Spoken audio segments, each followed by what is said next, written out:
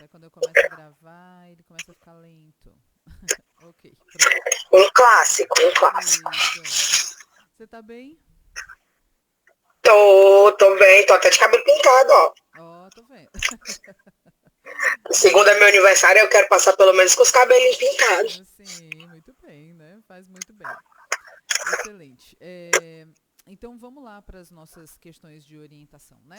Eu vou começar a pegar o material de vocês, que vocês escreveram, ajustaram o problema e escreveram mais sobre a questão da ontologia do jogo e do livro-jogo, né? Tá bom? Isso, E de sim. antemão, queria dizer só que eu gostei muito do material que eu vi. Eu achei que vocês deram, todos dois, um salto muito bom de qualidade na escrita, tá certo? Nada como escrever toda semana um pouquinho, né? Então, teve um bom resultado, tá certo? Gostei bastante. Vou dar um feedback aqui para vocês. Então, Caliza, olha, eu tô olhando pro seu problema, tá certo? Eu achei assim que ele tá bem legal, tá ficando bem consistente. O jeitinho que você escreve é muito bom. Nossa, é muito gostoso de ler, certo? Então, é, Ah, obrigada. vai, continua nesse caminho aí que tá indo muito bem, você vai sair muito bem, viu? Ficou bem legal. Eu vou dar uns apontamentos aqui, só daqueles de praxe, que talvez você ainda não tenha conseguido pegar o pulo do gato, mas já já vai conseguir, tá certo? Então, e alguns detalhes só que seria interessante a gente alterar de praxe, como sempre, né? Nunca vai, acho que vai ter um momento que eu vou chegar e falar assim, não precisa fazer nada. É muito difícil isso, mas vamos lá. Estou pronta para que seja assim mesmo, professor. Eu nem me ofendo, eu nem me ofendo. Eu espero que a senhora também não se ofenda. Pronto, eu também. Então vamos lá. Pronto, como um É, acordo, tá ótimo. bem aqui, olha, quando você escreve o texto, né, ficou ótimo e tal. Aí, quando você vai terminar, toda vida que você sentir vontade de dizer de acordo com fulano, beltrano, cicrano, você tira esse de acordo aqui, bota o Aguiar entre parênteses, tira essa vírgula também, bota o Aguiar aqui entre parênteses, bota o ano dele aqui juntinho, Sem bota a pesquisa. página, pois é. Então, por isso que eu falei, ó, essa aqui é mais Esse eu não consegui complicada. ainda. Coloquei Professora, se a senhora puder, não tira a cor dele, se a senhora puder, posso. deixa ele numa outra cor estranha, que aí Posso. eu volto para tentar lembrar. Tá Eu bom. acho que vou fazer isso, apelando aqui, Vamos ver para ver aqui. se eu consigo me lembrar. Pode ter um Vamos ver se não laranja, tem qualquer cor rosa aqui, assim. ó. Tá bom? Pronto, Pronto. tá ótimo. Que eu vou tentar lembrar disso. Oh, meu Deus, mas vai dar certo. Isso, tem nada não. Aí, ok, entretanto, o processo de aprendizagem histórica pode contar com alguns obstáculos para seu pleno desenvolvimento. Você não precisa chamar o próximo parágrafo, porque senão você vai ter que fazer tudo, toda a vida essa mesma coisa, e fica cansativo o texto. Então, Ah, algumas certo. dessas possibilidades, enquanto citadas, não precisa. A gente vai ler e vai entender que elas estão ali. Só o Tudo bom é bem. que Então ficou eu fiquei com mais. medo de ficar sem a conexão, Mas ficou com a de tirar. conexão, viu? Ficou bom, Então, né? Tá muito bom. ficou, tá certo? Então, pronto. Ah, aqui é a mesma coisa, ó. Apontado por Aguiar em sua pesquisa. Não precisa, bota Aguiar 2013, tá bom? Certo. Deixa eu só ver aqui. Acho que esse aqui foi uma coisa que você colocou, né? Possível inserir mais Foi. informações. Aí eu não quis mexer, porque se você quiser colocar, você mesma se lembra disso, né? Então deixei aqui, tá bom? Essa coisa de ensino médio, educação fundamental, ensino não sei o quê, sempre com letra maiúscula, tá bom? Sim, sim, tá certo. Educação básica, tal, isso aí. Aí, rede pública pode ficar minúsculo, por Pode, exemplo? pode sim, Pode, né? sem problema. Mas esses conceitos, né? Ensino médio, educação, né? O que Isso, for mais conceito. isso, tá Certo. bom? Perfeito. Mais letra maiúscula. O resto Perfeito. tá ótimo, tanto é que só fiz essas duas considerações em relação ao problema. O que a gente precisa por hora tá ótimo, não precisa fazer mais nada, tá certo? Oh, Então, dias de luta, dias de luta. isso mesmo. E eu consegui botar os okzinhos verdes em tudo pela primeira vez. Certo. Pronto. Nunca tinha conseguido o 100% ali dos okzinhos. Ok, tá ótimo. Então tá aqui, ó, a ontologia do livro, né? Vamos lá, que foi o texto que você trouxe pra gente olhar hoje, né? Então tá aqui, ó. De acordo com Silva, o Sim. livro-jogo se constitui em uma obra lúdica de ficção, proporcionando a possibilidade de... Você pode trocar por Só possibilitando? É, Certo. possibilitando Possibilitando a interação. a interação, tá bom? Aí pronto. Lá na gramática do português, o pessoal enche a paciência com esse negócio do através, tá certo? Eu, particularmente, não sei por que não pode usar, mas assim, eu não me incomodo muito com isso não, certo? Usa. Se alguém reclamar, você vai lá e tira, tá certo? Mas aqui o problema... Mas não entendi por que não pode, não. Você tem, né, pra usar. Eu não sei. Eu falei, não, vamos trocar por meio de. Aí me disseram que por meio de também Ok. não pode. Aí eu falei, gente, eu não sei. Eu não sou da área de letras. Algumas coisas Posso perguntar para as minhas amigas do português? Pode, pergunta. De repente a gente Porque aprende. tem umas amigas do português, né? A gente vai usar as amigas também. Então tá Pronto. aqui, ó. O Vou perguntar para problema uma que só... corrige Enem. O que ficou aqui é que ficaram dois através, tá certo? Então, através do formato de livro, Sim, senhora. permite-se a participação ativa do leitor na Verdade. história através de distintos caminhos. Aí ajeita só Uhum. o texto, no sentido de colocar um você bota através e o outro você bota outra coisa, tá bom? Vou deixar mais... Eu faço uma adaptação. É isso, tá? Então, como você está falando aqui, ó, de acordo com o Silva, 2021, eu tô entendendo que esse Silva aqui é outra pessoa, né?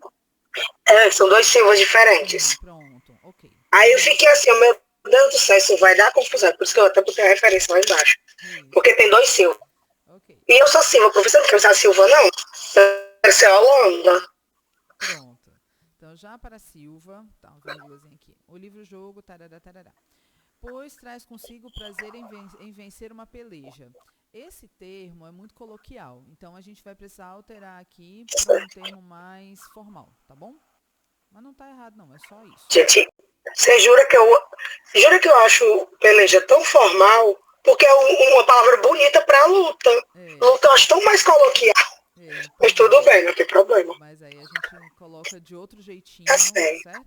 Online preparado com hífen, né? Com hífen. Ele tem hífen. E aí, aproveita e pergunta para o seu lá se ele vem em itálico também ou não. Aí, eu acho que vem, certo? Mas eu tenho... Eu acho que sim, que é estrangeirismo, né? Isso, exato. Aí pronto. Aqui só porque tem dois pronomes indefinidos. Então a gente não usa uma ou outra, usa só uma ou outra. Outra. Só outra, então. E aí também fica assim, ó. Uma tela voltada para as histórias, outra direcionada a um mapa da história, outra dirigida à edição de texto e, por fim, uma tela para o modo de jogo. Eu não vejo problema. Se ficou outra e outra, aí eu vou deixar assim, depois se alguém reclamar, né? Eu tô dizendo assim porque se a banca... Quem que vai reclamar da gente, professor? É a biblioteca? É a banca. A banca vai reclamar. A gente, por exemplo, quando for fazer a qualificação, vai ter eu na banca, né? E eu fico do seu lado, certo? Então, Você me ajuda a defender, né? Os outros vão atacar, entende? É porque eu digo assim, porque tem orientador que vai lá atacar o pobre do orientando, né? Eu não consigo fazer isso não, viu, Calisa? Eu sou a favor do orientando. Então, o tapa que tu levar, eu também levo. Eu sinto também. Me ama, que eu vou fazer tudo que a senhora tá pedindo. Me ama, pelo amor de Deus, não faça isso comigo. Não, mas não se preocupe não, porque não é da minha natureza, certo? Então eu tô... Ai, lindíssima. Não, Deus me livre. A Ariana mais de boa da minha vida. Não, a gente tá junto, viu? Então fica tranquila. Aí é o seguinte, acho que aqui era além, né? Foi um erro de digitação, professora, desculpa. Depois de um tempo eu entendi. Aí o uso desse artefato para ensino de história, especialmente na etapa da educação básica, tá bom? Certo. Eu estou digitando com a mão só aqui para vai mais devagar. Da educação básica. Tá bom? Então só esse detalhezinho. Sim, tranquilo. Tarará, pronto. E aí, eu achei super legal você ter trazido esse material. Que legal que você achou. Fiquei muito feliz. Eu falei, poxa, que bacana. Por que você achou esse artigo perdido, né? Muito bom. E de 2020. Eu cascaviei tudo. Eu imagino. É muito importante, Calisa, você complementar aqui com algumas informações. Então, assim, por exemplo, o sobrenome do autor, né? Geralmente a gente não diz o título do trabalho da pessoa, mas como ele é um trabalho único, então eu acho que vale a pena dizer, mas colocar o nome do autor ou dos autores, né? Tá bom? E eu acho que o mais importante de tudo é você explicar quais foram os resultados que ele obteve com esse material aí, tá certo? Então, mais um parágrafo de você dizendo assim, ó, ele foi pesquisado com tantas pessoas, né? Eles fizeram isso, isso, isso, e que chegaram a essa conclusão, essa. Então, foi bom, não foi bom? Quais foram os aspectos que ajudaram, quais os aspectos que não ajudaram? Acho que você investir um pouquinho mais nisso nesse momento é muito legal. Tá certo? Eu nem sabia que podia, mas agora já me animei, tá certo. Pronto, Vamos sim. Então, você botar assim, dá para colocar aí mais uns 2 parágrafos no máximo sobre esse material, certo? Então, é valioso, vale a pena a gente falar um pouquinho sobre ele, tá? Pronto. Ok. Pronto. Tá ali os Silvas. Tem 2 Silvas. Certo, ok. Tá legal. Eu não sei qual é a NBR que a UFC usa, mas segue as regrinhas da UFC, tá bom? Eu não sei qual é a NBR, mas... Eu até botei aqui, depois eu vou conferir junto, porque eu não é que eu não lembrei, eu confesso que eu fiquei com preguiça de procurar. Vou mentir. Não, vou mentir. Tranquilo. Fiquei com preguiça de olhar, eu olhei assim, já tinha letrinha pra todo lado, professor. Pronto, isso mesmo. Lembra só de não fazer aqui o parágrafo, verdade. Tá certo. São detalhes só assim que depois é que eu vou olhar com mais calma, mas só tô dando uma pincelada aqui. Tá certo. Tá bom? Então, beleza, olha aí, maravilha, né? O material ficou muito bom, Calisa. Eu gostei. Não vai ter nada azulzinho lá embaixo, não, dessa vez? Deixa eu ver. Tem não. Só esse aqui que tem em azul. Que é para você escrever mais 1 ou 2 parágrafos sobre esse aqui. Mas eu deixei aqui nos comentários, tá bom? Então, não é que faltou, eu consegui botar um ok, professora. Sim, primeira vez. Olha aí, que massa, muito bom. Legal demais. Vamos lá. Acho que vocês estão avançando muito bem dentro da proposta. Não é fácil pegar assim no meio. Assim, o começo é trabalhoso mesmo, complicado. Daqui a pouco vocês vão aquecendo os motores e eu acho que já estão indo bem legal. Estou gostando. Então eu vou dar aqui o feedback do Rivelino, tá bom? Então, Rivelino, o que aconteceu, Rivelino? Eu li o seu problema todo de novo. Porque eu falei assim, você não tinha marcado nada em azul? E eu falei, vou começar do zero. Aí eu comecei do zero e já fiz algumas recomendações aqui. Então, você coloca Orlovsky, Makroski e Assis definem fração como parte do todo, confirmando que Dante não precisa dizer que é o livro do Dante, basta colocar aqui o que Dante 2013. Tá certo? Vale, meu Deus, eu apaguei, foi demais. Eu tentando fazer aqui com a mão só. 2013. Tá bom? Já afirmava. Enquanto Ferreira traz... Então, assim, eu gostei muito do material que ficou aqui, o problema, Rivelino. Gostei demais, ficou bem bacana, tá certo? Eu sublinhei esse aqui, ó. Eu não sei se é uma coisa que é para você se lembrar de escrever ainda, ou se você não vai escrever sobre isso. Então, eu deixei em amarelo para você decidir. Se você for escrever, aí você deixa pintado de amarelo para mim também, para eu poder olhar depois, tá certo? Outra coisa que eu pedi para você fazer é assim, eu vejo que você usa bastante os parâmetros curriculares nacionais. Eu particularmente adoro esse material. E todo o pessoal que construiu esse material, assim, eu conheci ou de perto ou de longe. Então, eu sei da qualidade das pessoas que fizeram esse material dos PCNs. Então, eu acho o material, assim, super bom, gosto muito e acho muito bom você trazer. Mas, com certeza, a banca vai puxar a sua orelha se você não trouxer material da BNCC, que é mais recente, de 2018, tá bom? Então, eu pedi para você colocar aqui, mas, ó, depois desse parágrafo, acrescenta um parágrafo do que diz a BNCC sobre fração, tá bom? Então, assim você complementa as ideias dos parâmetros curriculares nacionais e a banca não vai encher sua paciência, tá bom? Já estou assim, porque depois de uma certa experiência, a gente sabe o que as pessoas vão cobrar ou não, né? Tá bom? Então, ficou bem legal, gostei muito, o texto está bem mais fluido, né? Melhorou muito, ficou bem legal. Gente, ó, isso para todo mundo, né? O et al, ele é um termo em latim. Então, ele tem que vir em itálico sempre. E tem que vir com um pontinho aqui ao final. Porque se ele não tivesse esse pontinho, ele seria assim, ó. Et ali, tá certo? Como a gente abrevia, Então, a gente bota o pontinho. Uma outra coisa importante... Eu não sabia que era uma abreviação. Pronto. Que eu vou falar aqui para vocês se lembrarem, é que apesar de você colocar no texto Furtado et al., lá nas referências você não pode colocar o et al. Você tem que colocar o nome de todo mundo que faz parte desse et al. O et al. É utilizado a partir de 4 autores. Se você tem 3 autores, você cita o sobrenome dos 3. Mas se tem a partir de 4, aí você coloca o et al. Aqui e lá nas referências coloca os 4, ou os 5 autores, ou os 6 autores, todo mundo bem direitinho, um atrás do outro, conforme aparece no artigo, no livro, na tese, ou na tese não vai ter, né? Mas no artigo, ou no livro, ou no evento, tá bom? Então, lembra disso. Gente, lembra do aprendizado. Aconteça, aí não é um aprendizado, é uma aprendizagem, tá bom? Então, cada um tem uma coisa que insiste em fazer errado, né? Então, é normal isso. Mas eu vi que em vários momentos você colocou aprendizagem, viu, Rivelino? Então, eu estou entendendo que você está no processo de transição. Tá bom? Está em aprendizagem. Isso, Estamos. exatamente, todos nós, inclusive eu, tá bom? Então, tá aqui, ó.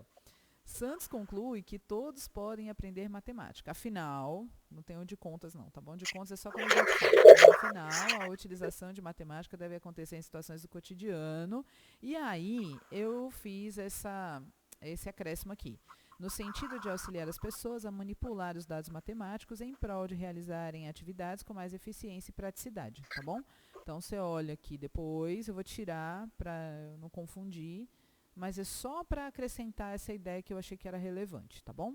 Então, é assim mesmo, de vez em quando eu tiro coisas do texto de vocês, eu acrescento coisas no texto de vocês, então a gente está escrevendo junto, tá? Não se sintam ofendidos com isso não, tá bom?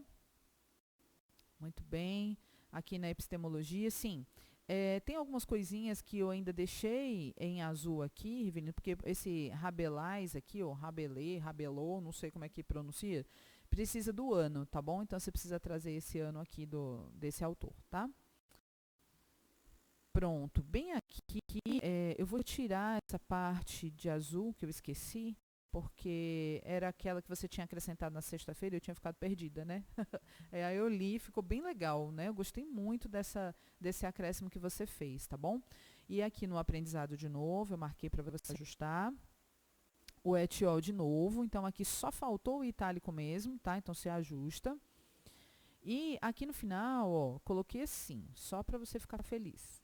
Ótimos argumentos, gostei muito. Vamos seguir nessa linha de abordagem, tá bom? Então, quando você trouxe esses argumentos, o Lorenzato é um autor que eu gosto muito, eu posso dizer assim, com mais eficiência para você, Rivelino, porque eu tenho mais leitura sobre educação matemática do que sobre ensino de história, né?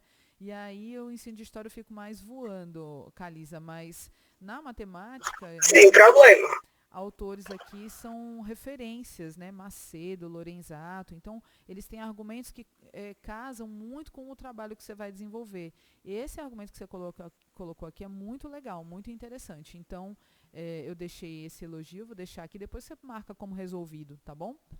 Só para... Até eu quero colocar esse do Lorenzato, professora, que eu concordo com esse homem, nem conhecia, mas gostei do argumento dele. Você viu, então, muito. Né? É muito bacana. Revela em mim, presta esse argumento. Pode usar, né? Não tem problema. Opa! Vale a pena. É muito bom, viu? E aí vamos para a questão do jogo mesmo, né? Da ontologia.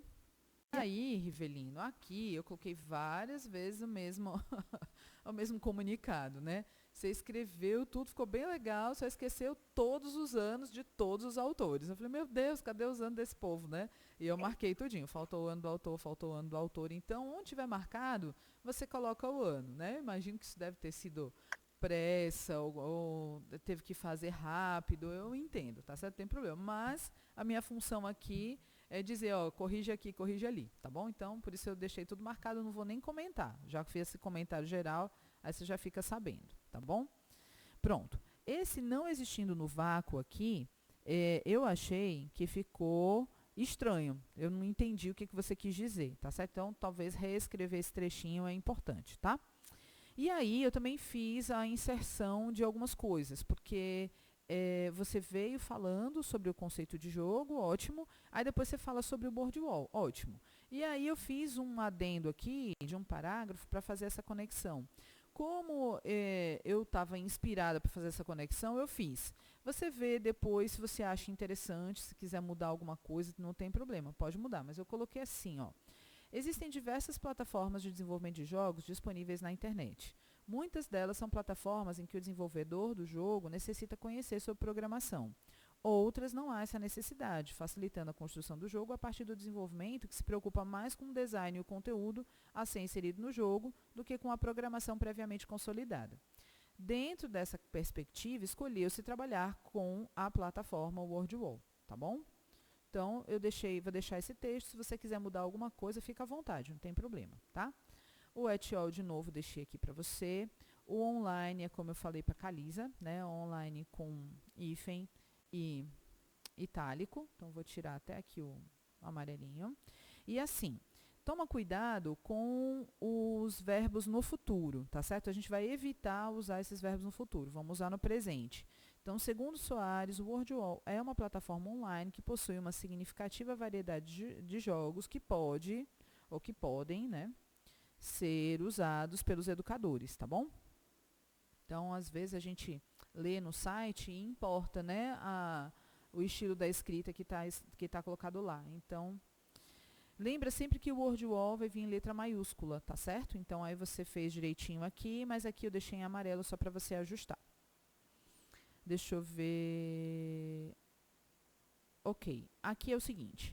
É possível acompanhar os resultados da atividade, bem como identificar a participação dos alunos, sendo disponível na internet, através do site wordwall.net, podendo utilizar a conta do Google na versão gratuita ou paga. Esse Google aqui, ele tem que vir em caixa alta aqui, né? Google. Mas tem que verificar essa informação aqui, porque eu acho que você pode fazer uma inscrição sua sem você utilizar a conta Google, tá certo? Então, deixa eu só fazer um comentário aqui. Peraí.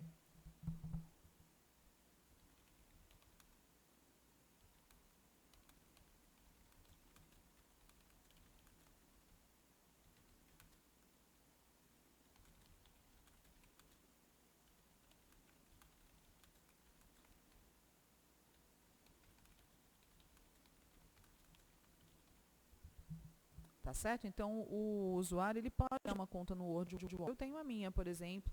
Os alunos aqui da Tecnodocência, quando eles fazem também os jogos deles no WordWall, eles têm uma conta do grupo deles. Então, eu acho que não precisa fazer essa referência da conta Google, não, tá certo? Quanto menos merchandising a gente fizer, melhor. A não ser quando a gente for utilizar o Google mesmo, né? Eu estou utilizando o Google Forms para fazer um formulário, elaborar o questionário, aí tudo bem. Mas aqui é melhor a gente não citar, tá bom? E eu acrescentei um texto aqui também. Então, a ideia neste trabalho de utilização do WordWall vem no sentido de colocar os estudantes no lugar de desenvolvedores de jogos, utilizando um acesso comum a todos do grupo de trabalho para que criem, desenvolvam e testem os jogos criados sobre o conteúdo de fração. Ficou mais ou menos o texto, tá certo? Se você quiser, você pode alterar, porque ficou criar aqui, criem aqui, criados aqui, né? Então, é bom ajustar esse texto, tá bom? Mas é importante trazer essa ideia, porque a gente vai utilizar o WordWall para que os alunos façam, né? E da forma como você colocou, parece assim que é o professor que vai fazer, né? Então, eu quis colocar essa informação para ficar bem claro que são os alunos que vão desenvolver o jogo, tá bom? Aqui o WordWall de novo, então vamos começar a escrever o WordWall sempre com letra maiúscula, tá certo? Aqui você coloca, visto que é um recurso valioso, vamos eliminar esses adjetivos assim, né? Que podem dar duplo sentido. E vamos colocar um adjetivo que seja mais aceito academicamente. Então, visto que é um recurso... Ai, meu Deus, qual era o nome? Vixe, eu me lembrei na hora e me esqueci agora. Mas não é valioso que a gente coloca. Esqueci. Depois, quando eu lembrar, eu volto, tá bom? Eu coloco aqui um comentário se eu não me lembrar até o final do vídeo. Ai, meu Deus. Pronto. Ai, tá na ponta da língua. Aí tem aqui, segundo grando, os jogos constituem, tá ótimo, beleza, maravilhoso. Inestimável? Não, não, Proveitoso? não, começa com R. Agora até eu faço Ai, com meu R. Deus, acho que é. Raro? Não. Vixe, Thalisa, Raro peraí, não, né? deixa eu terminar essa explicação aqui, depois a Agora eu gente gosto. pensa. Desculpa. Não, tem problema. Aí, Rivelino, é o seguinte, a gente não deve finalizar um texto acadêmico com uma citação direta, tá bom? Eu aprendi isso assim, tomando uma paulada na cabeça, tá certo? Aí a gente sempre faz uma citação e a gente escreve algum comentário depois, tá certo? Inclusive para fazer algum fechamento, se você quiser, tá? Então tem que acrescentar um textinho aqui no final para você fechar a ideia que você vinha trazendo antes, né? Para fechar a proposta aqui do texto, tá bom? Deixa eu ver se tem mais. Não, só isso mesmo. Ok. E aí, não veio a palavra ainda. Quando vier, eu aviso. Relevante. É, isso. Mas, vou colocar. Eu acho que pode ser relevante. É um recurso relevante e pronto, tá? Para o ensino, pronto. Eu acho que esse aqui é melhor do que valioso. Porque valioso o relevante também, certo? Você vai me falar assim, mas relevante a gente pode dizer, né? A gente pode achar ou pode não achar, mas academicamente ele é mais aceito do que valioso, né? Tá bom? Mais chique. Não, assim, eu peço mil desculpas, porque eu acho isso tão... mas depois vocês vão ser cobrados, então eu tô fazendo meu papel aqui, né, de dizer para vocês, né, determinadas coisas que a banca enche a paciência. Então vamos lá. Pode nos dizer, professora. Vou dizer que é para poder proteger vocês, né? Deus me livre, né, de vocês serem atacados. Olha, teve uma banca que eu participei como orientadora e eu não sei o que foi que aconteceu. Todas as referências que a pessoa fez estavam todas erradas, mas eu tinha olhado todas elas, né? E estava tudo certo. Então acho que deve ter tido algum problema de arquivo, sei lá, né? Coisas de tecnologia digital. Rapaz, a banca desceu o pau nas referências, tá tudo errado, tá tudo errado. Eu falei assim, meu Deus do céu, que vergonha, né? Porque eu olhei tudo, mas foi desse jeito, né? A gente no final faz o quê? Pede desculpas, ajeita. Era uma qualificação, então estava tudo tranquilo. Aí na defesa ficou bem direitinho, né? Mas é isso. São as vergonhas que a gente passa sem querer. Eu não sei se vocês estão vendo do jeito que eu gostaria que vocês sim, né? Tá bom assim, Calisa? Acho que tá. Qualquer coisa eu posso abrir aqui o arquivo do lado, não tem problema, tá? Fica tranquilo. Tá bom. Viu? Então vamos lá para a nossa orientação. Hoje, diferentemente do que eu fiz nas outras, eu vou meio que dar uma aula, entre aspas, para vocês, mas com uma explicação sobre o construcionismo, que é uma coisa que a gente vai abordar no encontro de hoje, tá bom? Então, vamos lá. Sim, senhora. Aqui rapidinho. Então, nosso desenvolvimento, aplicação e teste da sequência didática. Os estudantes vão desenvolver os MADES deles, que eu ainda vou explicar o que são MADES bem direitinho, tá? A Calisa está trabalhando com o livro-jogo, o Rivelino com o jogo, verificar como acontece a aprendizagem de história, mais especificamente de independência do Brasil, e de matemática, mais especificamente de relação. Com base teórica no construcionismo, que é o que a gente vai estudar hoje, e na tecnodocência, que também virá daqui a pouco, né? Com base metodológica de pesquisa no DBR, viu? Então, lembrem-se de ler sobre o DBR. Eu vou sempre falar isso. Até o dia que você, professora, eu estou entendendo isso aqui do DBR, tá bom? Mas depois, mais para frente, um pouquinho, ainda esse semestre, a gente vai descascar mais o pepino do DBR com detalhes da metodologia, tá bom? Mas, por favor. a gente vai fazer assim, não se preocupa. Aí, hoje eu vou falar sobre o construcionismo e na próxima sexta também. A próxima sexta é imprensado de feriado, mas a gente vai fazer o nosso encontro acontecer, tá bom? Se vocês não puderem vir, não tem problema. Eu vou fazer a gravação do mesmo jeito, tá bom? Tá bom. Então, tá aqui, ó, a epistemologia e a ontologia. Então, vamos começar com a epistemologia hoje, mas a aula que eu vou falar com vocês vai misturar um pouco das duas coisas. Pode falar, Calisa. Professor, só uma dúvida, já que você falou do imprensado, esse imprensado ele já está oficializado na UFC, então, a sexta-feira? Não, tá não. Ou não, né? Ainda não. Então, a gente não sabe ainda se a sexta e o sábado vão ter aula. Isso, eu não sei se vai. Eu acho que é para ter aula, mas não sei se vão fazer aula online ou presencial. Essas coisas eles divulgam só na véspera, né? Isso, melhora. Para o nosso desespero de causa. Aí, E eu rezando por um descanso. pois é, né? Então eu não sei se vai, como é que vai ser. Então, de qualquer Tá maneira, certo. o nosso encontro vai continuar às 10 horas na sexta-feira, tá bom? Sim, senhora. Vocês podendo ou não podendo, eu vou fazer. Porque senão a gente se atrasa e ia ficar ruim para vocês e para mim também. Sim, sim.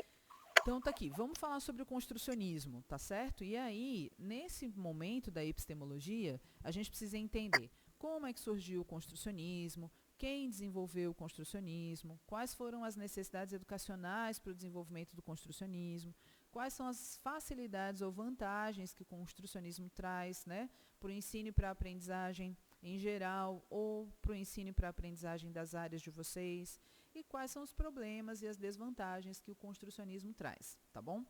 O que acontece? Apesar da gente precisar fazer esse estudo, né, certamente vocês vão encontrar pouca coisa sobre essa temática específica da epistemologia, tá? De qualquer maneira, eu deixei 4 materiais sobre construcionismo lá naquela pastinha das leituras obrigatórias. Já tinha um lá, eu coloquei mais 3. Se não me engano. Eu me lembro de ter colocado vagamente, porque é tanta coisa, mas depois eu confiro lá com vocês para ver se está lá mesmo, tá bom? Então, o que eu vou fazer com vocês?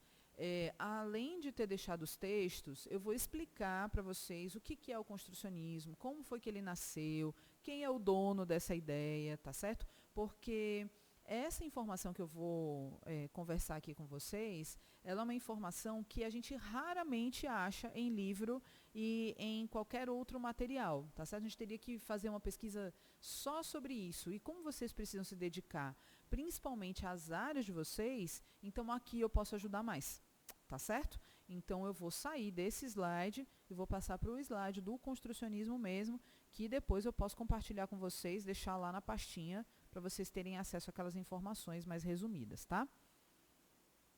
Então, dessa vez eu vou poder ajudar mais. Das outras vezes eu deixei vocês bem livres, né, para procurar. Agora eu vou amarrar um pouquinho, tá?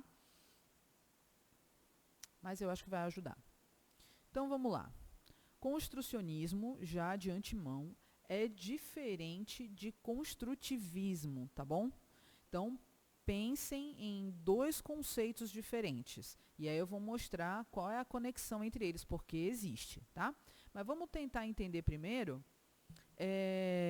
da onde que vem as coisas, né? Quando a gente vai falar de construcionismo, é importante a gente se lembrar do behaviorismo, tá bom? Calisa, você já estudou sobre behaviorismo antes? O behaviorismo é a questão comportamental, professor? Eu Isso, estou enganado. exato. Não é? Pronto, já acho. Sim, Já já. estudou, né? E você já estudou Já. sobre construtivismo antes também? Sim. Conhece o quê? Piaget, Vygotsky? O básico. Aquilo que a gente estuda dentro da faculdade e Sim. nos concursos. Ok. E o behaviorismo, você conhece o Eu behaviorismo? não lembro se o Valon também está nisso, eu não lembro quem é de qual, né? Porque muita gente envolve na conversa, mas... Tá bom. E do behaviorismo, você conhece o Skinner? Sim. E o Pavlov? Não lembro se já li a respeito, mas é provável que sim, porque na UES eles colocam colocavam as leituras mais clássicas. Então, tá bom. Deve ter entrado também na psicologia da aprendizagem. Isso, né? Então, assim, quem faz licenciatura estuda um pouco sobre essas coisas, né? E quem enveredou pelas questões educacionais, em estudos como especialização, outros mestrados, também deve ter estudado alguma coisa sobre isso. Pronto, ali. Os ratinhos. Lembrei do exemplo do ratinho. Isso, pronto, isso mesmo. Então, vou explicar aqui rapidamente o que é cada coisa, porque vocês vão precisar desses conceitos mais na frente, tá? Então, tá aqui, ó. Em 1913, né, o Watson, ele trabalhou aí com a ideia de objeto observável, mensurável, com experimentos reproduzidos em diferentes condições e sujeitos, tá bom? Então, ele trouxe os primeiros elementos de um estudo do comportamento de animais, tá certo? Então, foi ele o precursor da ideia do behaviorismo. Mas, lá em 1920, veio esse russo aí, o Pavlov, né? E ele trabalhou com uma coisa chamada de condicionamento clássico. E ele trabalhou principalmente com cachorros. Como é que funciona esse condicionamento clássico? Ele tem a ver com aquela história, por exemplo, ele colocava nos cachorros tubos de ensaio do lado da boca do cachorro para coletar a saliva. Então, ele media a quantidade de saliva que um cachorro produzia em determinadas condições. Então, quando ele estava normal, sem nada, nenhum estímulo, ele produzia uma quantidade X de saliva. Aí o pesquisador chegava com a comida do cachorro, né? E aí ele media a quantidade de saliva que tinha quando o cachorro estava, né, próximo da comida. Aí o que ele começou a fazer? Antes de trazer a comida, ele começou a tocar um sininho. E com esse sininho, Camila, tu fecha teu microfone só um pouquinho. Desculpa. Aí, com esse sininho, ele entregava a comida e media a quantidade de saliva do cachorro. E ele fez isso várias vezes, até que em um determinado momento, ele só tocou o sininho e não ofereceu a comida para o cachorro. Aí, ele percebeu que a quantidade de saliva produzida pelo cachorro era a mesma quantidade de quando ele oferecia a comida. Ou seja, não precisava mais oferecer comida para o cachorro salivar, tá certo? Então, ele conseguiu condicionar o cachorro a salivar quando tivesse o som do sininho. Então, toda vida que escutava o som do sininho, ele salivava porque achava que vinha comida. Tá certo? Então, esse é o experimento do Pavlov.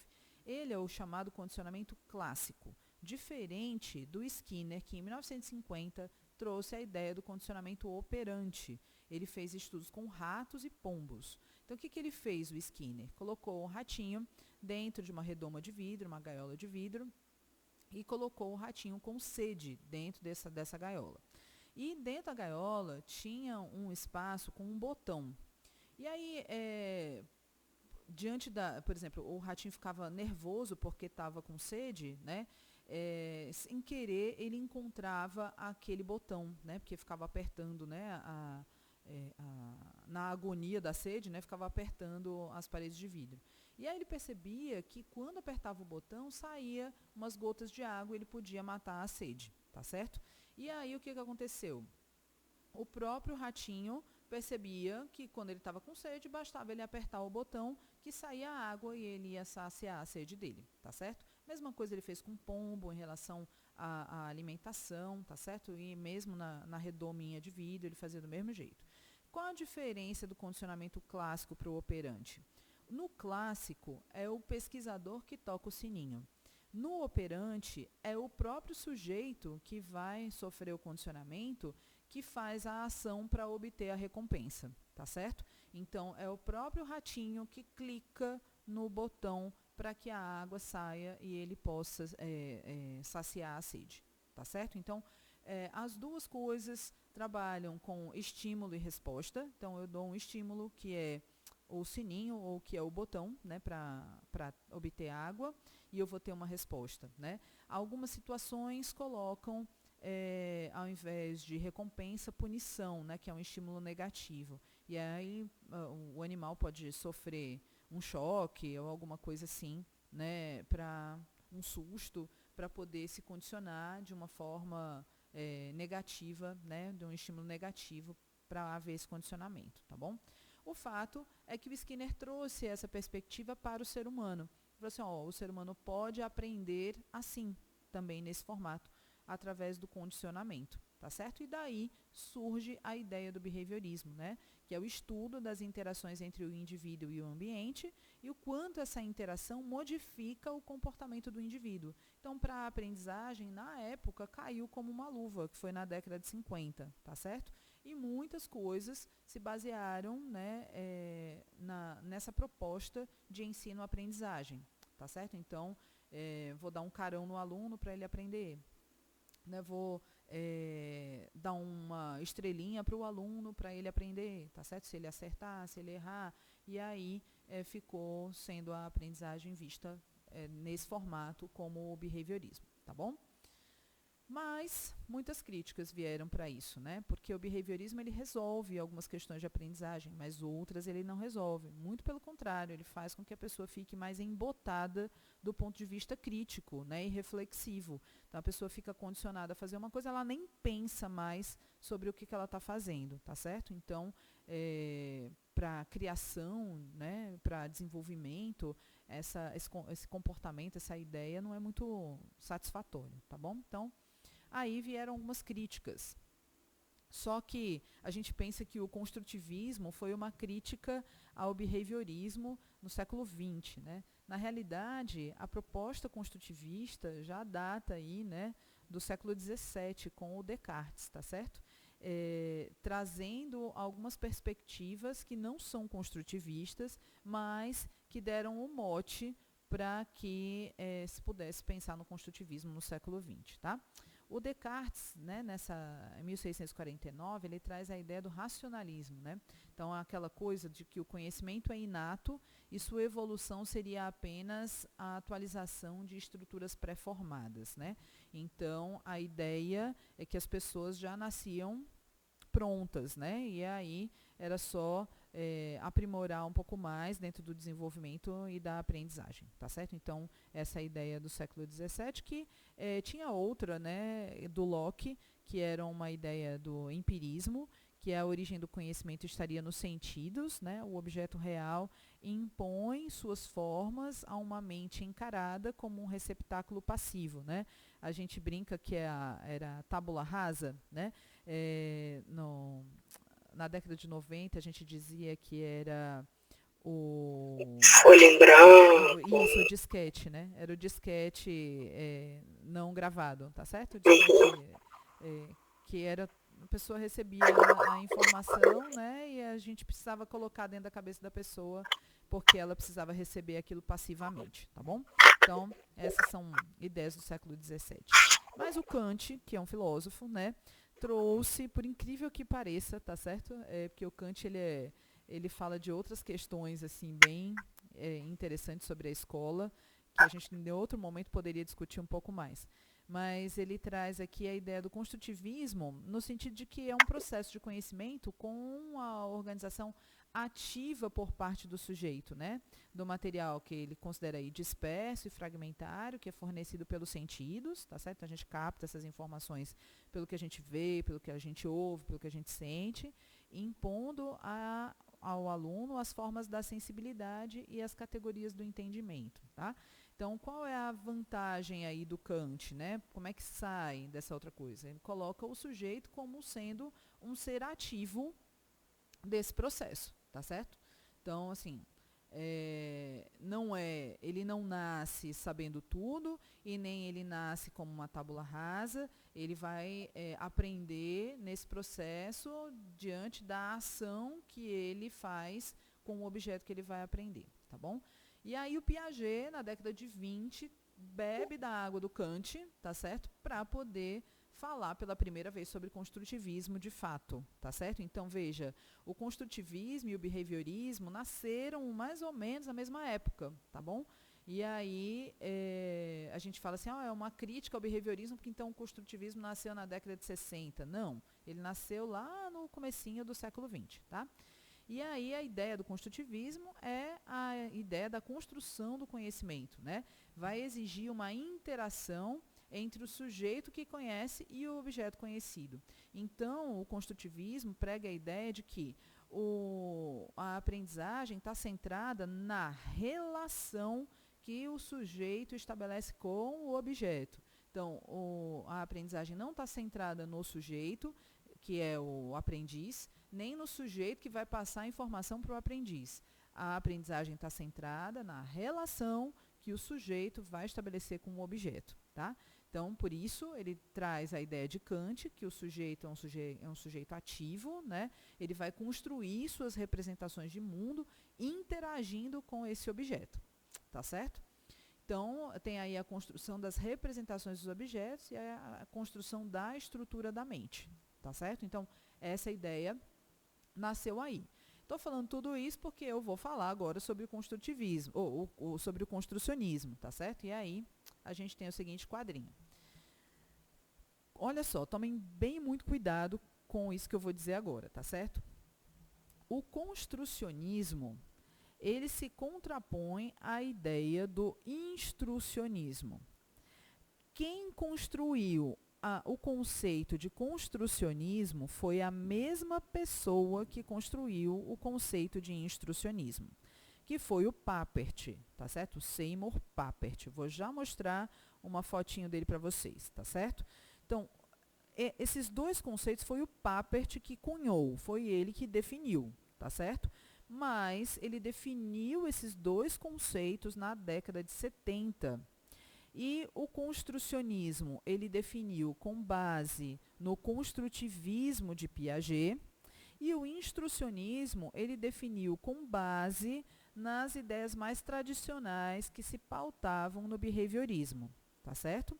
Então, esses dois elementos aí que vocês vão trabalhar apenas com construcionismo, tá certo? A gente não vai trabalhar com instrucionismo, foram definidas por Papert, tá certo? E aí a gente precisa só entender o que é cada uma, né? E de como é que essas coisas se constituíram. Até aqui, Calisa, tudo bem? Tudo. Tudo Estou aqui fazendo algumas anotações, já está tranquilo. Ok, beleza. Então vamos continuar aqui. O construcionismo é uma ideia pautada nas ideias de Piaget. São ideias construtivistas. Mas o que acontece? O Papert, quando foi trabalhar com essas ideias, trabalhou na relação de crianças com o computador.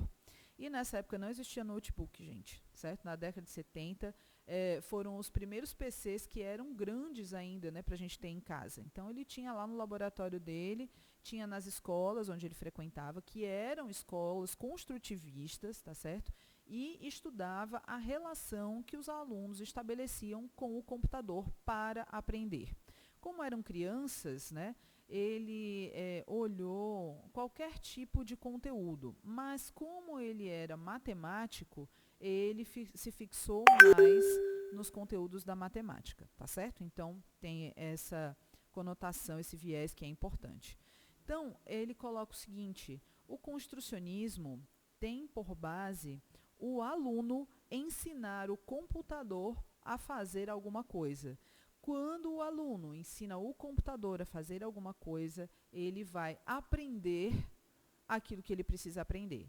Então, eu vou dizer para o computador como usuária o que é que o computador deve fazer.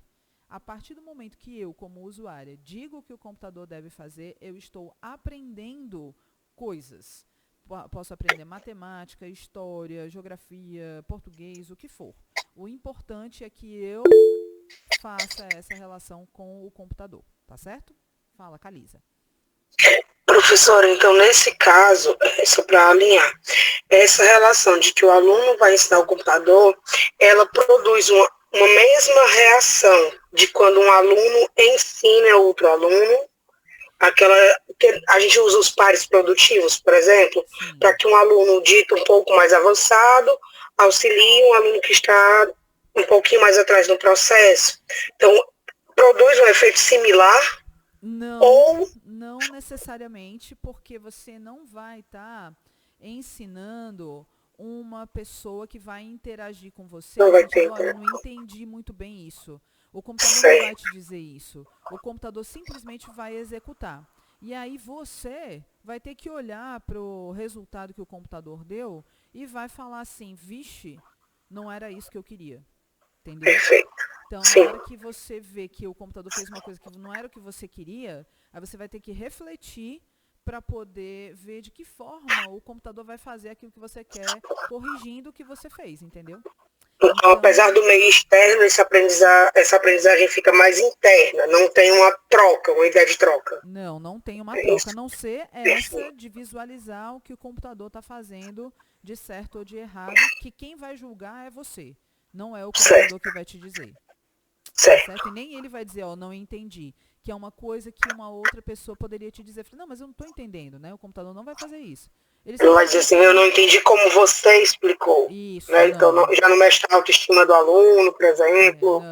Não vai ter isso. Certo. Tá certo? Perfeito. Então, ele não bebe na água do Vygotsky, ele bebe na água do Piaget. Tá bom. Certo?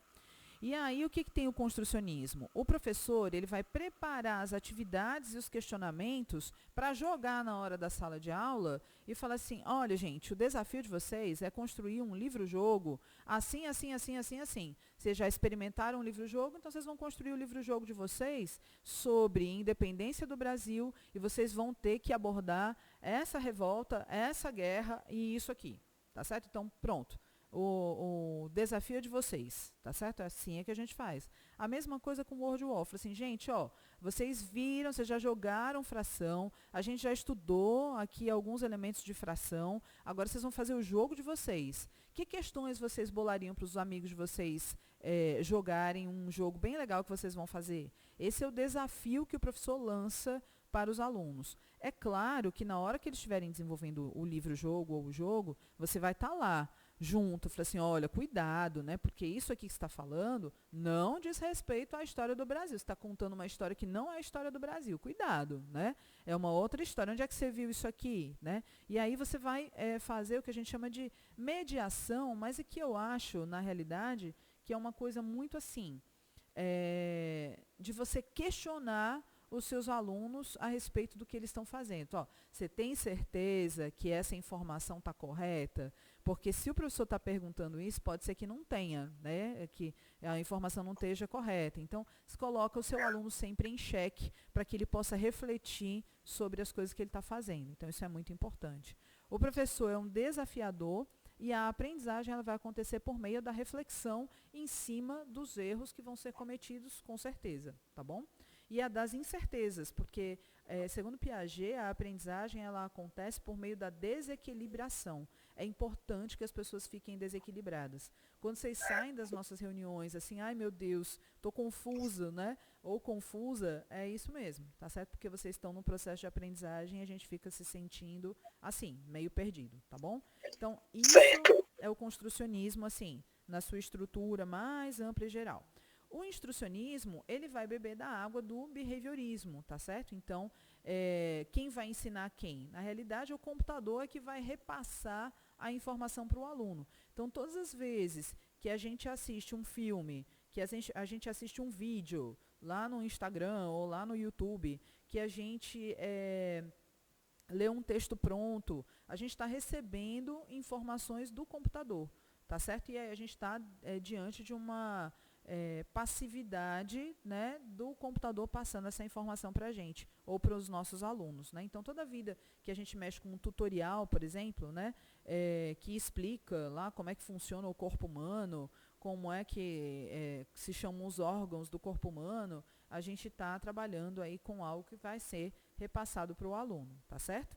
E aí, o que acontece? O professor, muitas vezes, ele prepara todas as instruções, né, desenvolve todo o vídeo, né, desenvolve todo o texto para que o aluno receba essas informações. É tal qual a gente está acostumado a fazer em sala de aula, né? Chega lá na frente, fala,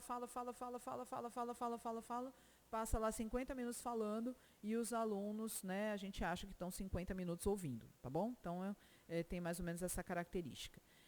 O professor, ele é um avaliador, né, que ele vai verificar se os alunos estão entendendo ou não, e a aprendizagem ela vai acontecer por meio da repetição, né? Então, ó, fez lá um questionário com 20 perguntas de história ou 20 problemas de fração. Errou, tá certo? Errou muito, errou mais que 50%, então vai lá, faz de novo, né? Vai lá e faz de novo, até chegar aos 80%, 90% de acerto, tá certo? E aí, quando isso acontece, pronto, a gente passa para outro conteúdo. Funciona mais ou menos assim, tá certo? Então, aquelas listas de exercício, elas existem muito para satisfazer esse movimento mais tradicional que se encaixa dentro do instrucionismo, tá certo? Então, deixa eu passar aqui. O Seymour Papert, né? Ele traz, então, essa ideia do construcionismo, ele fala o que é o construcionismo e fala o que é o instrucionismo, ele que definiu as duas coisas, tá bom? Ele vai fazer uma distinção aqui em relação ao Piaget do estágio operatório concreto e o estágio operatório formal. Eu não vou entrar em detalhes sobre isso, mas na próxima sexta-feira, se vocês quiserem, se interessarem em saber um pouco mais sobre essa diferença, eu posso explicar. Hoje o nosso tempo já está dando, assim, né, bastante avançado. Então, se vocês quiserem, falar, professor, explica aquela diferença, eu explico, tá bom? Só não vou fazer agora. E tá aqui uma fotinho dele, tá certo? Tem essa cara de cientista louco, infelizmente ele já faleceu, né? Mas tem esse vídeo aqui que vocês podem ter acesso à linguagem que ele desenvolveu, que foi uma linguagem logo, pautada em uma tartaruguinha, tá bom? Os trabalhos dele são em inglês, mas ele é sul-africano, tá certo? E a logo é aquela da tartaruguinha que a gente bota PF, a gente está trabalhando com ela no Gilvan. Mulher, amei. Pronto, foi o Papert que desenvolveu. E a gente Arrasou. está utilizando a estrutura do construcionismo que ele que cunhou. Então, assim, duas disciplinas, digamos assim, né? Na minha, futuramente, agora na do Gilvan, você está vendo esse elemento aí super importante, né? História. Ai, amei. Muito legal. Nem sabia, professora, não tinha me ligado que tá ótimo. Tá bom? Então, professora, desculpa só mais uma interrupção, mas você falou na questão do tutorial, né, que quando a gente faz o tutorial, né, em relação ao aluno, está dentro do instrucionismo e tal. Mas e se eu fizer o movimento inverso, né, se eu peço que o aluno prepare um tutorial, né, esse preparar um tutorial por parte do aluno, ele se encaixa em alguma das duas correntes ou ele vai depender de para quem esse aluno está preparando? Como é que funciona isso? O aluno vai construir o tutorial dele do zero, né, com a tela em branco, certo? Você está dentro de uma perspectiva construcionista, tá certo? Então, se ele vai construir o dele, que nem eles vão fazer com o livro-jogo, né, eles vão construir o livro-jogo deles, então eles estão dentro de uma perspectiva construcionista. Tá certo? Certo. Mesmo que eu tenha ensinado para ele o que é por exemplo, eu ensinei para ele, olha, aqui é o Twine, faz isso, como você me ensinou, né? Mas mesmo assim a gente está dentro de um construcionismo, porque eu vou pegar isso e adaptar, é isso? Eles vão fazer o deles. Eu vou fazer o deles do zero. Fazer do zero é a cara do construcionismo. Então, assim, quando você fez o seu, né? E você colocou os alunos para jogar o seu, você não está trabalhando com construcionismo, tá certo? Porque você está dando uma coisa pronta para eles. A partir do momento que eles vão construir o deles, aí pronto, eles saem dessa perspectiva de receber a informação e passam para a perspectiva de ensinar o computador. E esse construcionismo, no caso, como ele é anterior, ele se interliga de alguma forma com a tal da cultura maker ou não? Ou, no caso, eu acho que a cultura maker bebe dele. Como que funciona essa parte? A cultura maker, ela bebe das ideias do construcionismo, tá certo? Mas avança no sentido de você trabalhar não só com os elementos digitais, mas os elementos não digitais. Então, essa coisa de você construir uma pista de carrinho com caixinha de ovo, tá certo? Vou fazer mumiazinhas com os meninos do 6º ano. Pronto. Isso, pronto, tá certo? Então, você pode até mesclar com aquelas ideias da robótica, de você fazer uma conexão entre o analógico, o não digital, com o digital. Então, você faz um carrinho de caixinha de ovo andar a partir de comandos do computador, né? Então, você está trabalhando dentro da perspectiva do logo, inclusive. Porque o logo, quando nasceu, ele nasceu assim. Se você olhar esse vídeo no YouTube, você vai ver de onde é que vem a ideia da tartaruga. Porque eles trabalhavam com robótica, na realidade, né? Eles faziam uma redoma de vidro andar a partir de comandos do computador. Tá certo? Então, ele traz essa ideia. A cultura maker bebe da água do Papert. Ok. Obrigada, professora. Então, tá aqui, ó. Eu tirei um trechinho do livro do Papert, deixa eu ver quanto tempo eu tenho. Ok. Sobre o instrucionismo, isso que está na página 134. Eu deixei esse material para vocês lá na leitura obrigatória, então vale a pena vocês, depois, quando forem fazer a ontologia do construcionismo na próxima sexta-feira, vocês retirarem desse material do Papert mesmo, tá certo? Então, ele fala que um instrucionismo, cuidado só porque o Papert ele tem um jeito muito peculiar de escrever as coisas. Eu vou ler aqui para você sentir o drama. O sufixo ismo é indicador de algo abstrato e sua presença no título reflete minha mudança de estilo intelectual. Com a palavra instrucionismo, minha intenção é expressar algo bastante diferente de pedagogia ou a arte de ensinar, né? Olha só, ele é muito sutil, né, na hora que ele diz as coisas. Ele fala, ó, eu estou falando de instrucionismo, mas o instrucionismo não é a arte de ensinar. O instrucionismo é outra coisa. Ela deve ser lida em um nível mais ideológico ou programático, expressando a crença de que o caminho para uma melhor aprendizagem deve ser o aperfeiçoamento da instrução. Ora, se a escola é menos que perfeita, então é sabido o que fazer, ensinar melhor. O instrucionismo se baseia no aperfeiçoamento da instrução. Ou seja, quando você está dentro de uma perspectiva instrucionista, você vai aperfeiçoar a forma como você vai passar a informação. Tá certo? Menino, isso dá confusão. Dá. Dá confusão. Se eu chegar com isso na sala dos professores, eu vou apanhar. Gostei. Ele dá confusão. Você vai ver a confusão é agora mesmo. Ó, construcionismo. Olha só. O construcionismo é uma filosofia de uma família de filosofias educacionais que nega esta verdade óbvia. Então, eu falei assim, ó, o construcionismo é o oposto do instrucionismo. E verdade óbvia está entre aspas, porque ele coloca que o instrucionismo tem a verdade de aperfeiçoar a instrução, né? Então, assim, é uma verdade, mas não necessariamente é a melhor coisa a se fazer, tá certo? Na compreensão dele. Então, ele não põe em dúvida o valor da instrução como tal, pois isso seria uma tolice. Mesmo a afirmativa de que cada ato de ensino priva a criança de uma oportunidade para a descoberta não é um imperativo categórico contra ensinar, mas um lembrete expresso em uma maneira paradoxal para manter o ensino sob controle. Olha só, tá certo? A ideia é assim, não é que é ruim repassar informação para as crianças. É que quando você faz isso, você tira a oportunidade da criança de descobrir. E aí você, na realidade, está controlando o que a criança vai descobrir. Entendeu? Que Ele é chefe do Foucault, menino, vigiando e punhando o povo. Total, né? Então, assim, eu sou apaixonada pelo Papert, tá certo? Acho ele muito muito bom. Total, é muito legal. E assim, eu gosto da ideia e eu quero fazer essa ideia acontecer na hora da sala de aula, entendeu? E aí eu quero pesquisar, por isso que eu estou incentivando vocês a fazerem isso. Pesquisem sobre isso, porque será que as crianças aprendem melhor mesmo? Será? Vamos testar? Porque se a gente conseguir provar que aprende melhor, então ótimo. Vale a pena investir nisso. Eu tô com as catraquinhas pensando como é que eu vou usar isso com os meus esse ano para testar para o ano que vem. Já que, Jesus, o professor é tão distante da realidade da gente. Com certeza. Mas é possível, Calisa.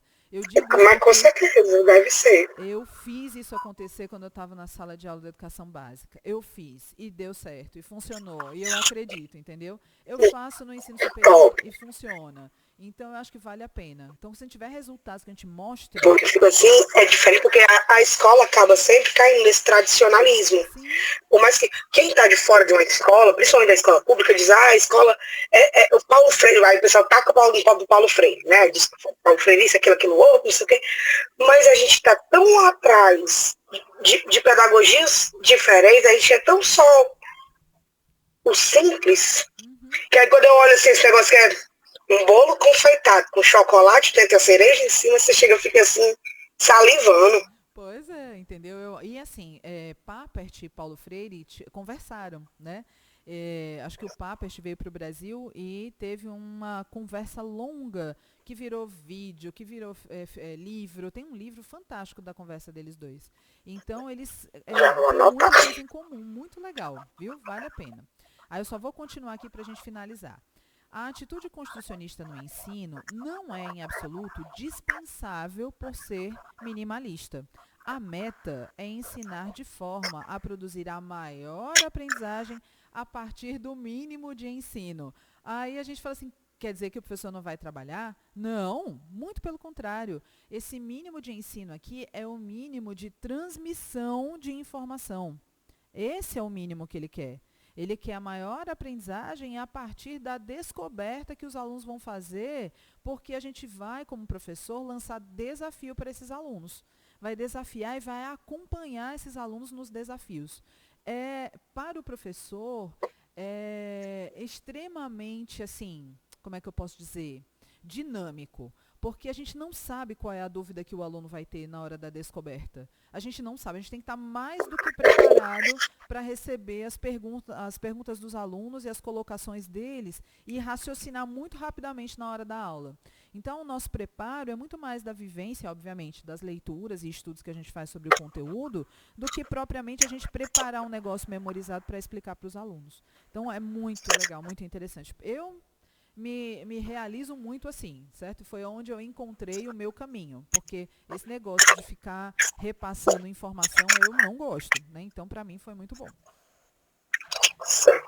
Professora, depois eu vou ter outra dúvida em outra hora, que eu queria discutir a respeito, que eu tô com as catraquinhas aqui. Tá. Evidentemente, não se pode atingir isso apenas reduzindo a quantidade de ensino enquanto se deixa todo o resto inalterado.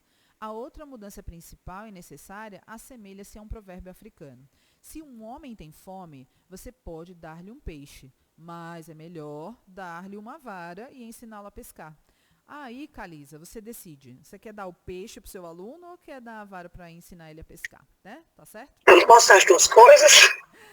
Pode, a gente acaba fazendo isso, né? Mas porque aí vai cair na minha pergunta. Aí vai cair na minha pergunta. Em história, nós temos acho que você deve saber, professora, a gente tem um probleminha atualmente, inclusive com a questão das fake news. Então, quando eu abro para que o meu aluno, ele vai procurar, né, vamos dizer assim, eu também acabo correndo o risco de o meu aluno encontrar coisas que não são condizentes com o que é correto, né, historiograficamente, ou, enfim. E aí eu queria que depois a gente pudesse conversar a respeito de como eu posso conciliar, conviver, rever, sei lá, esse conflito. Porque eu acho que é um ponto importante para a gente trabalhar, né? Numa era de pós-verdade, eu acho que é fundamental que a gente também tome isso. Com certeza, eu acho muito importante.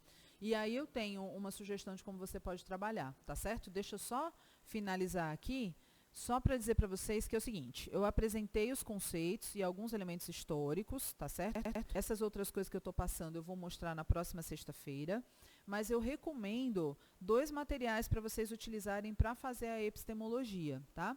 Um deles é esse capítulo 7 do Papert mesmo, tá certo? Que é A Máquina das Crianças, o nome do livro, tá? E o outro é esse aqui, a dissertação de moda de 2014. É uma dissertação da UES, é cearense ainda, vale a pena investir, né? E é muito bacana porque esse autor traz, eu acho que é um homem, ele traz várias coisas que vocês vão precisar, mas ele traz uma crítica, né, que é uma das coisas que vocês vão precisar para escrever a epistemologia, tá? E é uma crítica marxista, então é bacana vocês darem uma olhada. É uma dissertação, não vai dar tempo de ler tudo. Procurem pelo sumário aquilo que realmente vai interessar vocês, tá certo? E tirem os trechinhos que vocês acham que são importantes. Então não vai dar para fazer uma leitura profunda, mas vai dar para vocês terem alguns elementos para escreverem o que vai ser necessário escrever, tá certo? E aí, o que vai ser necessário escrever? Vamos lá, revisar aqui para a gente finalizar. Eu fico preocupada só porque eu tenho que sair daqui meio-dia e deixar o vídeo já na internet, tá bom? Então, vamos lá. Aqui do Rivelin, aqui embaixo, do construcionismo. Como surgiu o construcionismo, quem desenvolveu, quais foram as necessidades educacionais, quais são as facilidades ou vantagens que o construcionismo traz para o ensino e para a aprendizagem do conteúdo de matemática. Isso você não vai achar no material, vai ter que pesquisar um pouquinho, tá certo? Se encontrar sobre fração, melhor. E quais são os problemas e desvantagens que o construcionismo traz para o ensino e para a aprendizagem do conteúdo de matemática. Você também não vai encontrar para a matemática nesse material. Nesse do Mota, que eu falei de 2014, tem algumas desvantagens, tá certo? Vocês podem adaptar. Mas é bom procurar, assim, ver a relação entre construcionismo e matemática e ver o que vocês acham, né, nos materiais aí do Google Escolar, da pesquisa CAPES, tá certo? Vejam o que vocês encontram. Mesma coisa, Calisa, do mesmo jeitinho, lá embaixo. Está aqui, quem desenvolveu o construcionismo, como surgiu, quais foram as necessidades educacionais e quais são as facilidades que o construcionismo traz para o ensino e para a aprendizagem do conteúdo de história, né? Provavelmente para a independência do Brasil você não vai encontrar, mas não custa nada procurar, né? Tá certo? E a mesma coisa, problemas e desvantagens, tá bom? Eu pedi 4 parágrafos, como sempre, tá certo? Vocês podem juntar essa ideia daqui, como surgiu e quem desenvolveu em um parágrafo só. Tá bom? Então, podem pegar as coisas que eu coloquei nos slides, pode pegar o material que está lá no Papert mesmo, da Máquina das Crianças, em Mota, em algum outro material que vocês vão buscar. Tá certo? Pronto, Calisa, terminei aqui. Ok. Pronto. Eu acho que quando a gente trabalha com essa coisa da informação da internet e da informação do livro que eles têm na mão, que foi o livro didático, é interessante eles cruzarem essas informações. Eu imagino que você está usando um livro didático, que você já tem lido o conteúdo desse livro. É isso mesmo? Sim. Pronto. Sim, agora o novo, o que vai vir ainda, eu ainda não li completo. Certo. Porque como ele ainda não chegou à versão completa. E as informações que aparecem no livro didático são informações que têm sentido, têm cabimento do ponto de vista histórico? Sim, são boas informações. A gente tem que escolher livros com boas informações. Ótimo. E aí, pronto, eles podem fazer esse contraponto entre o que eles captam na internet e aquilo que está no livro didático. Então, quando se vai fazer o livro-jogo, ou o jogo, eu acho muito saudável fazer esse cruzamento, entendeu? O livro didático ele é muito importante. Vamos estudar e pegar informações desse livro. Mas vamos pegar informações... Colocar para os meninos como sendo a bússola, é isso? Isso, exatamente. E assim, vai ter um determinado momento que eles vão ter que coletar informações. Quando eles coletarem informações conceituais sobre história, independência do Brasil, é importante que eles sejam direcionados para o livro didático. Então, assim, o que no livro está escrito? Digita aqui, copia o que o livro está colocando. Pode copiar, é isso mesmo. Agora, vamos copiar o que a internet está trazendo. Vamos comparar essas duas coisas. Faz sentido? Há divergência de informação? Por que há divergência de informação? Qual a informação que está divergindo, né? E aí, qual dessas duas vocês acham que é a mais indicada para a gente aceitar? Então, fazer essa discussão com eles é muito importante. E vai haver um momento desse tipo dentro da proposta da sequência didática, tá certo? Ok. Beleza? Ansiosa. É, isso mesmo, para variar, né? Sempre. Mas é aquela ansiedade boa para curiosidade de ver o que é que vai dar. Essa é boa. Essa tá ok. Essa aí é saudável, né? Tá certo. Pronto, cara. Essa é saudável. Então, você tem mais alguma dúvida, alguma pergunta que você gostaria de fazer? Por enquanto não, mas eu vou ficar mastigando isso durante a semana. E aí, na próxima orientação, talvez eu tenha. Tá bom. Eu vou continuar a falar sobre as ideias de Papert na próxima sexta-feira, tá certo? E ela vai cobrir mais aquilo que a gente vai falar da ontologia. Então, hoje eu falei um pouquinho mais sobre a epistemologia, que vai ajudar vocês a construírem o texto, tá bom? Ok. Então, tá bom. Até a próxima sexta, Calisa. Bom feriado aí. Finalizamos? Finalizamos, viu? Também. Tchau. Tchau, tchau, minha linda. Até, professor. Até. Cheiro. Tchau. Tchau.